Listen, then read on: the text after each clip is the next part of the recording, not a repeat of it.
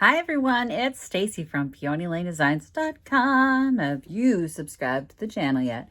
If not, click that link below or click that square right there, the blue one. We're gonna make candles out of vintage tins. Don't forget to click the subscribe button, comment down below, like this video, and click the bell icon to be notified. I am really excited about this video because I've been waiting to do it for almost a year now. I bought all this stuff during the pandemic thinking I would get it done, and I didn't get it done. But today, we're getting it done. So some of you, if you've watched the channel for a while, know I had a client that was asking me to find vintage tins that would be the right size to make candles out of. Well, unfortunately, her business is no more. So I'm stuck with a bunch of tins that are the right size for candles. So we're going to make some. I've never made a candle before. I don't like candles. I don't use candles. I am scent sensitive and chemical sensitive. So it's like, well, this is so up my alley. Not really. I needed to get rid of them. And tins don't sell, guys. I mean, I'll have tins in inventory forever. So we're going to make some vintage candles. And to do that, I'm going to be using beeswax, a natural beeswax in white that I ordered. And I can put the links to all of the products that I'm using in the description below. And then I also decided to use wood wicks, because my understanding is that the wicks that have the metal in them, the carcinogens cause cancer. So I decided to go with the wooden wicks.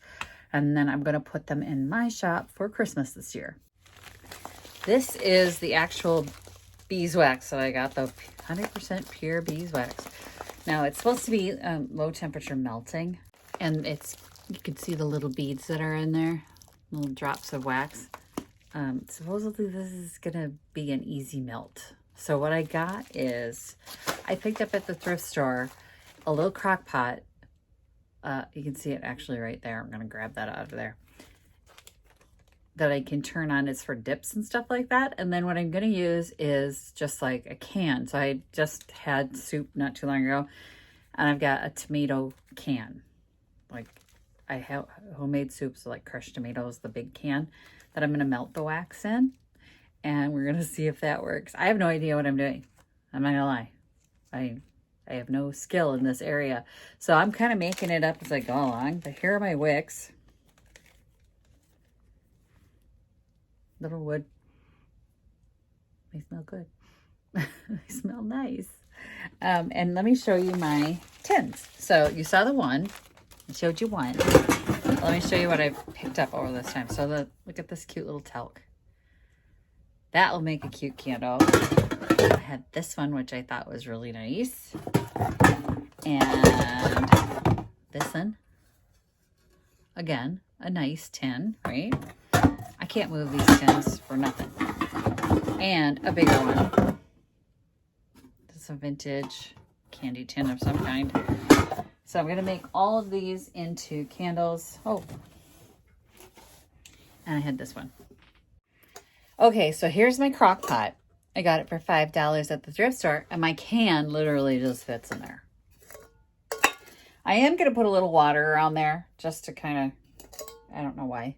Because I don't know if I'm thinking double boiler or what, or if that'll help. But I am going to put water around it just for a little. But I'm going to melt it in this can. You guys, I'm a little nervous about this one. I'm not even sure how to figure out how much wax each one uses.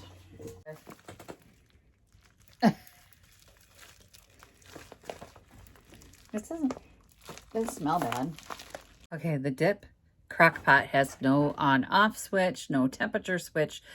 So I don't know how long it's going to take. I don't know how long warming it's going to take and melting it is going to take. So this is going to be fun. Well, it's starting to melt. I can tell because it's stuck to my finger when I put my finger in there, and it's soft. It's not liquid by any means yet. Longer. I'm wondering if I don't have to take out the big crock pot that has like the high heat setting. If I want to get them done tonight, at least one, I might have to. I think I'm going to do that. I'm going to grab one of my large crock pots that I could set on high and get this thing melted. In an effort to keep water from the steam from dripping into the wax, I'm going to cover it with a piece of wood. I know this is not ideal. It's what I have. So I'm going to cover the can with this block of wood to keep the water. I don't want water in the wax. I mean, that's going to cause problems. Now it's heating up like to high. So I just have to wait. Guess I'll go make my family dinner and come back and see what happens. Okay, we're going to check. It's melted. Okay, we got to try it. It melted. Okay, so to get the can out, I have Vice Grips hot pad holder. Oh, wish me luck. All right, we're gonna try and pour this. We're gonna be careful because it's hot wax.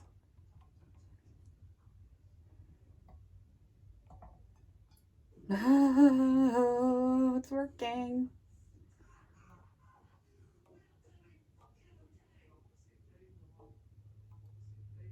I think that's good. Oh, back in the hot. Okay. So, do we put the wick in right away or give it a second? I don't know. The wax is in there. So I don't know if I should let it set up for a little bit. I think I'm gonna go right in with the wick.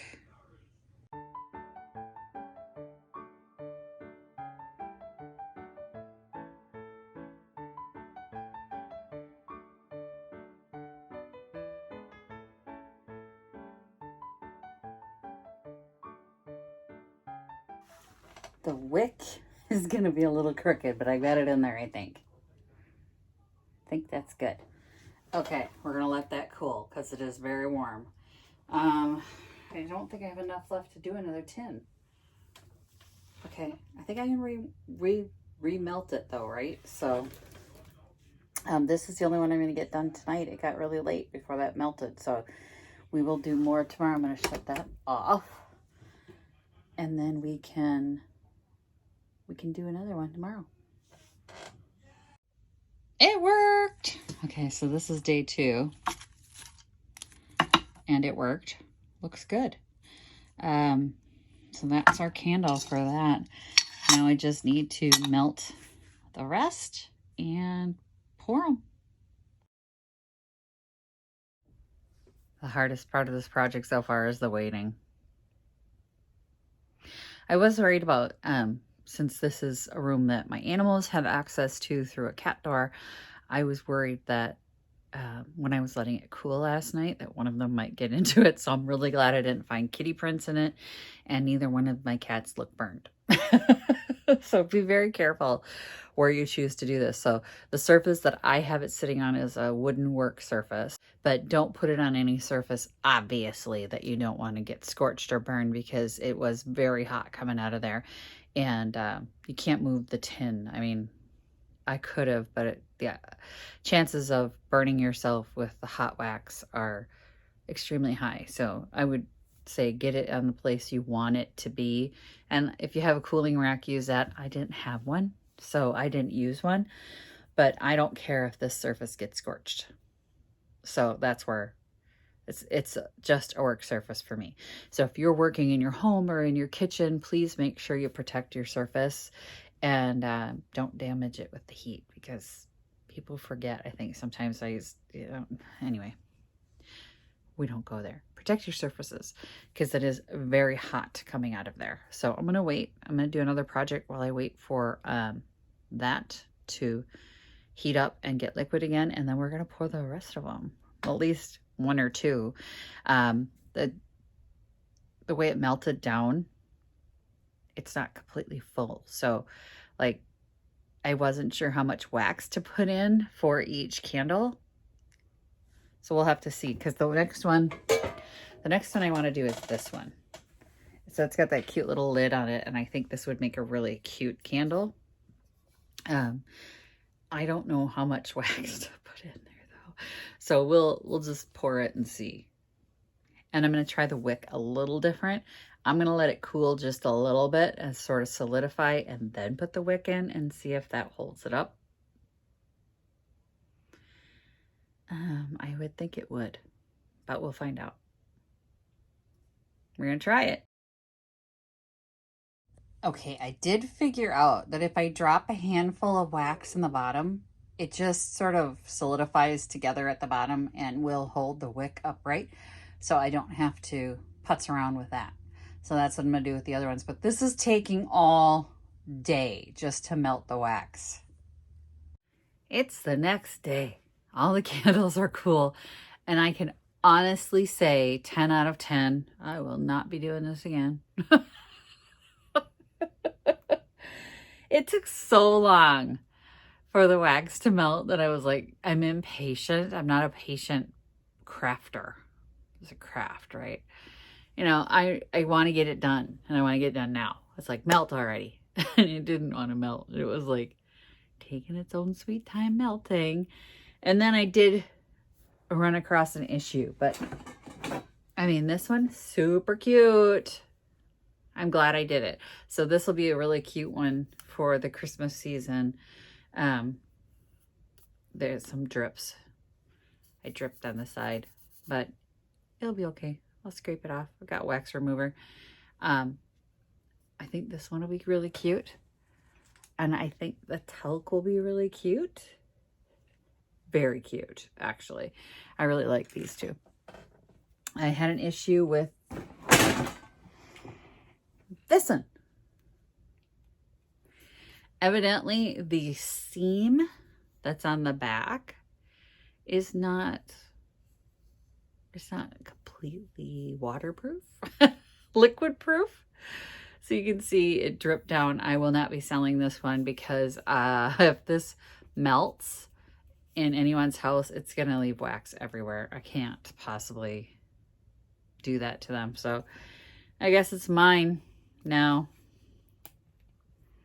I don't burn candles, so it's mine permanently. But I did find out that, see, I would have filled this more. Well, a lot of it came out the bottom.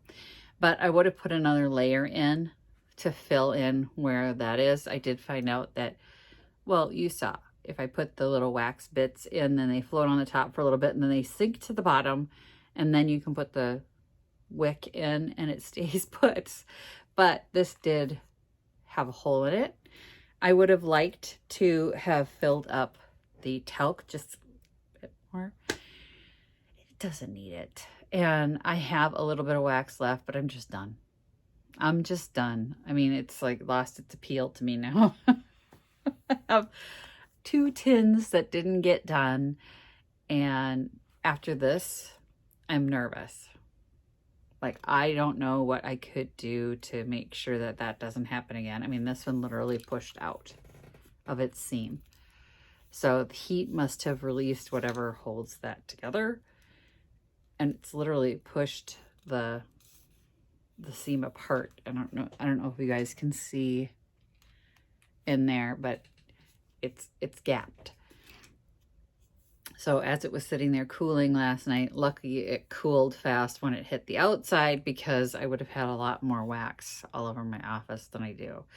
This is the bulk of the wax. It didn't get on the floor, it didn't go anywhere else. So as it came out, it cooled and created a nice little natural barrier for itself. But I mean, obviously I'm not gonna sell that. This one, on the other hand, velvet cute. I'm so excited about this one. It turned out super duper cute. I'm going to trim that wick off, and that'll get sold, and so will the talc for Christmas. So at least I got a couple of them out of the project. I don't even know. I ordered that wax so long ago. I don't even know if selling these two will recoup my costs. But it was an adventure. At the very least. Thanks for watching, everyone. If you haven't yet gotten one of your Happy Junket shirts, don't forget to click the links below. It supports me, it supports this channel, and I'm so grateful to everybody who's already gotten theirs. I get comments from you guys all the time saying that you wore it, and you got comments from people. Every time you wear it, you will get comments from people. You'll find your people. Let's just put it that way. you'll find your other junkers when you wear that shirt. So, and if you want to send me a Thrift Flip challenge, this is the P.O. box. You can also send me other things. I don't know. What do you want to send me? Send it to the P.O. box. And if you'd like to send me a coffee, it's like Patreon without the monthly commitment. That link is in the description below as well. Thanks for watching, everyone. Happy junking. Bye. Visit my blog, peonylanedesigns.com, for more tips, tricks, and inspiration. Thanks for watching, everyone. If you like this video, please give it a big thumbs up. Don't forget to subscribe and click the bell icon so you'll be notified of new videos. I post every week DIY tutorials and, of course, more junkin' videos.